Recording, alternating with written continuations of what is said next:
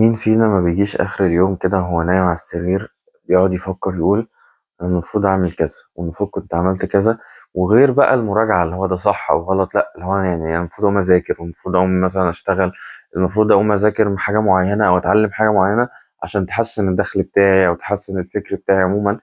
عارف أنت اللي هو الباور كلها بتيجي لدماغك في الوقت اللي أنت فعلا جسمك فيه بيبقى فاصل، وبعد كده بتيجي تاني يوم الصبح تحس إن أنت لا قادر تعمل حاجة، وكل الوعود والكلام والشعبان عبد الرحيم اللي أنت طلعته اللي هو أنا هبقى إنسان جديد بقى وهبطل كل الحاجات الغلط اللي بعملها، كل ده بيقع على الأرض. فده ليه بيحصل وليه أصلا بيجيلنا بقى فكرة بقى الحاجة اللي عايز أتكلم عنها، وهي استحقاقية غير مبررة. إن أنا لأ أنا أستحق إن أنا يبقى معايا فلوس كتير، أنا أستحق إن أنا يبقى معايا كذا، وفي نفس الوقت أنت ما بتسعاش للحاجة اللي أنت بتعملها دي، فأنت منين تستحقها ومنين ما بتجيش عليها.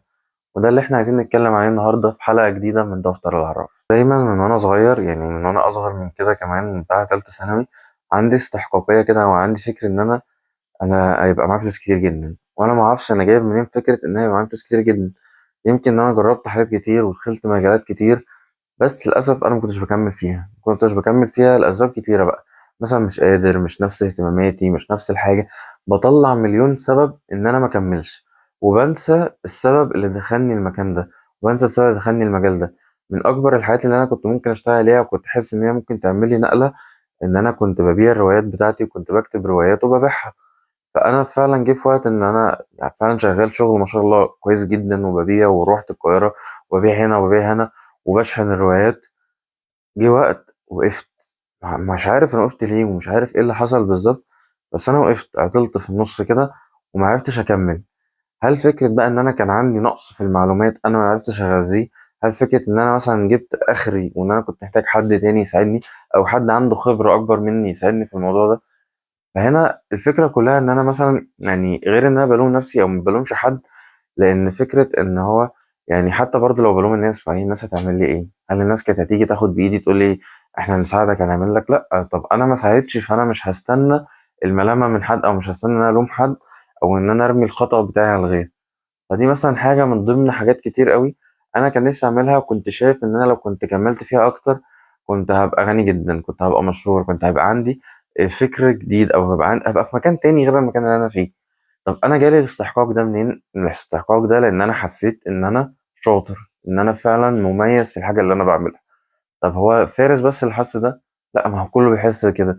كله يعني كل الناس اللي أنا بقعد معاها بيبقى عندها اللحظة دي في حياتها، اللحظة اللي هو إن أنا لو كنت كملت في حاجة معينة كان زمان حياتي أحسن بكتير، كان زمان يعني موقفي دلوقتي مش زي اللي أنا عايش فيه دلوقتي. فهل ده بقى إيه سببه؟ ليه دايما بنحس بالنقطة دي؟ وليه دايما بنقع في الفخ ده؟ الفكرة كلها إن إحنا بنرمي حاجات كتيرة أوي، أو بنحط لنفسنا أهداف كبيرة جدا ما بنعرفش نحققها، أو بتبقى تحقيقها صعب جدا، وده بأسباب كتيرة، وأكبر سبب منها هو السوشيال ميديا اللي قدامنا. السوشيال ميديا هي زي ما قلنا سلاح ذو حدين. أول حاجة إن هي كويسة بتخليك تعرف حاجات كتيرة وثقافات كتير وتتعلم حاجات كتير، بس في نفس الوقت هي كدابة. السوشيال ميديا أكبر حاجة كدابة في التاريخ، لأن هي بتقص الوقت، والوقت ده هو أكبر عامل إحنا المفروض نشتغل عليه. يعني مثلا ما هو إيه الفرق بين مثلا الشخص الشاطر جدا والشخص المجتهد؟ الشاطر جدا ده حرفيا واحد بيجي يقعد 5 دقايق أو بيقعد يفهم حاجة بسرعة وخلاص يبقى هو فهمها مش عارف بيحل. لكن الشخص المجتهد ده الشخص اللي بيفضل وقت كتير بيثابر أو بيجاهد نفسه عشان يفضل يعمل الحاجة دي، يقعد يذاكر ساعات طويلة، يشتغل ساعات طويلة، يقعد في مكان واحد لوقت طويل بيذاكر. وده اللي احنا فقدناه، فقدنا الاستمرارية لفعل الشيء لمدة كبيرة. فده أدى إن إحنا بقينا بننتكس، أو إن إحنا مبقيناش بنكمل الحاجة اللي إحنا عايزينها، ونقع في نص الطريق، ويؤدي إن إحنا نزعل أو نتضايق أو نخش في لوب وحشة لفكرة إن إحنا كنا نستحق حاجة أحسن من اللي إحنا فيها دي. طب ما هي الفكرة إن أنت طالما تستحق ده اسعى عليه، اجري فيه، حاول تكمل تاني. الفكرة إن إحنا حاسين إن إحنا نستحق فقط. يعني أنا عندي استحقاقية إن أنا المفروض أبقى في المكان اللي هناك ده. طب أنت عملت إيش أنت في المكان اللي هناك ده؟ أنت فضلت يعني فضلت تثابر أو فضلت تعمل مجهود كبير عشان توصل للمكان ده، ولا أنت كسلت في أول عقبة ليك؟ يعني هي دي فعلا الحياة مليانة عقبات، وهو ده اللي بيثبت شخص عن التاني. وفي ناس بتيجي تقولك إن هو مثلا ده عشان واسطة أو ما حد سهل له الموضوع. صدقني الوسطات او التسهيلات اللي بتحصل في اي شغلانه او في اي حاجه في الحياه عمرها ما بتدوم. لان اللي طلع يعني فاهم بسرعه واللي وصل لحته بسرعه جدا هيقع بسرعه جدا، لان هو فقد الخبره، هو فقد الجهد اللي هو ممكن يمديه، فقد الكفاءه. لان الكفاءه دي بتكتسب بالعمل، تكتسب بالخبره، تكتسب بالمجهود اللي انت بذلته عشان توصل للنقطه دي. فطالما الشخص ده ما بذلش المجهود ده او ما بذلش اللي المفروض يتعمل، فهو بالتالي هيقع. فانت ما تشوفش ان في حد مثلا وصل لطريق اسهل منك او وصل بسرعه عنك يبقى هو احسن منك او انت احسن منه. لا، ملهاش علاقه. انت مرسوم ليك طريق المفروض تكمله والمفروض تسعى فيه بكل حالاتك بقى، سواء كانت حالات ماديه او حالات علميه، ان انت مثلا المستوى العلمي بتاعك او المستوى الفكري بتاعك في حته معينه اشتغل عليه وطوره، المستوى المادي بتاعك تقدر تشتغل عليه وتطوره وتقدر توصل لحاجات كتير. في ناس كتير بتبدأ بشغلانات هم مثلا بتمشي بيها الدنيا عشان توصل لحاجات أكبر. من أكتر الشغلات اللي بتمشي الدنيا هي مثلا شغلات الكول سنتر. في ناس بتتعلم إنجليزي أو لغة معينة لفترة، بعد كده بتشتغل تجمع زي فلوس معينة في جنب، عشان لما بتجمع الفلوس دي بتحطها مثلا في استثمار أو في حاجة، فتبدأ بتعلي نفسها. ما هي دي خطة، دي فكرة. فالفكرة كلها إن إحنا بقى عندنا استحقاقية غير مبررة، وبقينا للأسف مثلا نقعد ندعي. حلو، يعني هنتجه لاتجاه ديني اكتر، ان انا بدعي مثلا يا رب يبقى معايا فلوس كتير، يا رب اختني، يا رب ارزقني من وسع. طب حلو، ربنا هيرزقك، بس على ايه؟ ربنا هيلاقي منك ايه عشان يرزقك؟ ما هو ربنا بيقول لك اسعى يا عبد وانا اسعى معاك.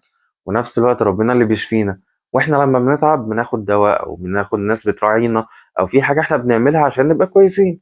لكن انت لو مثلا عندك دور برد وفضلت تعمل الحاجات اللي بتزوده، ما انت دور البرد عندك مش هيمشي، ان انت ما ساعدتش في الطريق اللي بيخليك تخف.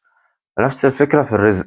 يعني مثلا الواحد قبل ما بينام مثلا بيدعي، بيقول يا رب ارزقني، يا رب وسع رزقي، او يا رب يعني ساعدني في حياتي. طب ماشي، ما هو ربنا هيساعدك بس انت لازم تسعى. ما هو يعني ايه؟ ربنا هيسهل لك الامور، بس هي طالما سهلت ليك انت لازم تسعى. والتسهيل هنا مش شرط ان هو الموضوع يبقى سهل، ان انا يعني هنط نطة بسيطة او هتحرك حركة بسيطة او هعمل حاجة بسيطة. لا، التسهيل ان انت يبقى عندك فكر اصلا. ان انت تبقى شغال دي حاجة كويسة، لان البطالة مش حاجة حلوة. يعني في ناس بتتمنى تبقى شغالة، وفي ناس اللي شغالة بتتمنى إن هي تاخد أجازة. في ناس من اللي شغالين بتتمنى إن هي تاخد منصب أعلى، واللي في منصب أعلى عايز منصب أعلى من اللي هو أعلى فيه، وهكذا. إحنا متفقين إن محدش مستقر في المكان اللي فيه هو عاجبه حاله، محدش عاجبه حاله من الآخر.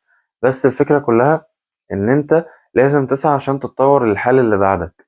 هو أنت لو فضلت واقف مكانك وبتدعي وبتقول يا رب ساعدني، هو ربنا هيساعدك، بس هيساعدك على إيه؟ لازم تبقى بتعمل مجهود، ما تبقاش يعني سوري خلاص شخص بجح. انت كده شخص بجح، بتدعي بحاجة وانت ما بتعملهاش. وهنا بتيجي فكرة ان الناس بقى بتزعل، تقول انا بدعي مثلا لسنين كتيرة ان انا اتغني او ان يبقى معايا فلوس، بس الفكرة ان انا ما بتحصلش حاجة. يعني مش هتحصل حاجة طول ما انت في نفس المشكلة او في نفس المعضلة بتاعت ان انت ما بتسعاش. ومش السعي هنا فكرته ان انا اعمل حاجه تقليديه او ان انا اعمل الحاجات اللي هو الناس بس بتعملها. لا، انت شوف امكانياتك وقدراتك وشوف ايه فعلا الصعب بالنسبه لك وتحدى نفسك فيه. ان انت تقعد مثلا تذاكر او تتعلم حاجه من على النت او تاخد كورسات معينه وتذاكرها فعلا بجد، دي مثلا حياه صعبه. اعملها وشوف وادرس ودور واعمل، هتلاقيك بتوصل لحاجه جديده. ودايما بيبقى عندنا خوف من التجربه، لان احنا بنحط لنفسنا حلم كبير قوي او هدف كبير جدا، وده اللي بيؤدي ان احنا بنقع. لان انت يعني مثلا مش هينفع تحط لنفسك هدف ان انت يبقى معاك مليون جنيه وانت بتشتغلش. ما انت هتجيب المليون جنيه دي منين؟ ما هو مش منطقي انك تجيب مليون جنيه. فالناس تصغرها تحط هدف 100,000 جنيه. لو انت يعني ايه، منين لمنين؟ ما هو انت برضه معكش اللي يكمل لك المليون ومعكش اللي يكمل لك ال100، مهما كانت قيمة المية دي عاملة ايه او بتجيب ايه او مش بتجيبش ايه. فهي الفكرة ان انت لازم على الاقل تجيب الصغير اللي انت بتقدر تتكفل بيه او اللي انت تقدر تجيبه، وهو مثلا 1000 جنيه. فانت امكانياتك ان انت تحوش 1000 جنيه، فخلاص حوش اول 1000، بعد كده اوصل لل10 آلاف، بعد كده بقى حاول توسع الموضوع ان انت تشتري حاجات اكتر، تعمل حاجات تانية، وهكذا هتلاقي الموضوع بيتطور معاك بشكل احسن. لكن ما ترميش حلم بعيد او دعاء لحاجة بعيدة انت مش عارف توصل لها. يعني انت مثلا برضو ما ينفعش تدعي تقول يا رب يبقى معايا مليون جنيه. ما هو انت ايه يا رب يبقى معايا مليون جنيه دي؟ ما هو ده برضو قيمة انت هتوصل لها ازاي؟ لكن انت مثلا لما تدعي يا رب وفقني في الشغلانة المعينة، وانت مثلا بتسعى وتتعلم للشغل ده، فانت يعني ربنا هيوفقك لان انت دارس الحاجة او انت عارف انت هتعمل ايه عشان ربنا يكرمك فيه عشان توصل الحاجة دي. بعد ما توصل للشغلانة تبدأ تحوش، تبدأ تعمل، وهكذا بتلاقي الدنيا أحسن بكتير. وبالذات للأسف إحنا كشعب مصري عندنا فكرة الفهلوة. الشخص الفهلوي ده يعني كلمة ما شفتهاش غير في اللغة العربية المصرية، يعني مش في اللغة العربية، لأ في اللغة العربية المصرية، في المعجم الشعبي بتاعنا اللي هو الفهلوة. احنا بقينا واخدين كل حاجة بشكل فهلوة وشطارة بقى، وإن هو أنا الحاجة اللي بتخلص في الساعة أنا هعملها في دقيقتين، الحاجة اللي ممكن تخلص في أوقات كتير ممكن أعملها حاجة بسيطة، الحاجة اللي بتتعمل بفلوس كتير هعملها بفلوس قليلة. طب لأ، مش لازم تبقى فهلوي يعني. من الحاجات اللي بتضرنا يعني أي حد بيسافر بره أو بيتعامل مع شخص بره، أكتر حاجة بتضرنا هي فكرة الفهلوة. إن إحنا بنحب نتجاوز القانون أو نتجاوز القوانين الموجودة في أي شغلانة. اللي هو طب ما ده غلط، في قوانين معمولة لحاجة معينة، في بروسيس المفروض بتاخدها عشان توصل لحاجة معينة. فكرة إن أنت فهلوي وظبطت معاك مرة، ده مش حاجة إن هي ده علم بقى اللي هو أنا هعمل كده كل مرة فهي تظبط. لأ خالص. ما هو مثلا إيه الفرق بين الفني والشخص الخبير؟ الفني مثلا بياخد يعني إيه 20% من راتب الشخص الخبير. ما هو ان الفني بيعمل اللي بيقولوا عليه الخبير، بس الفني هو حافظ هو بيعمل ايه. انا هحط دي على دي فهيطلع لي حاجه معينه فخلاص. لكن الخبير هو فاهم هو بيعمل ايه، عشان لو حصل اي مشكله هو هيعرف يحلها. ما هو ده بقى الفكره بقى، ان احنا عايزين نخرج بره اطار الفهلوه المصريه بتاعتنا، ان احنا نتعلم فعلا نعمل حاجه، وان هي ظبطت معانا مره نتعلم هي ظبطت معانا ليه، افهم هي ظبطت معاك ازاي، عشان ما تقعش في نفس الفكرة تاني.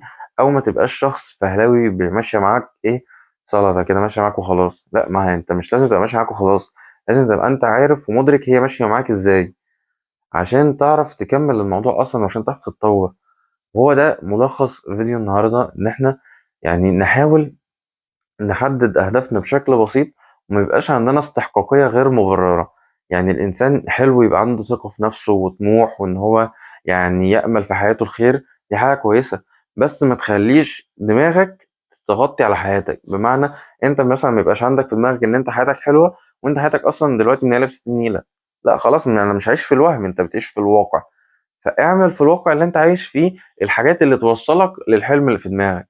لكن انت لو فضلت بتعمل في دماغك او بتعمل في احلام كتيرة فقط، فانت هتعيش حياة مش اللي انت بتتمناها، وممكن تهدر وقتك وعلمك ومجهودك في حاجات كتيرة انت مش متخيل ان الموضوع ده يعني بالسوء اللي انت فيه.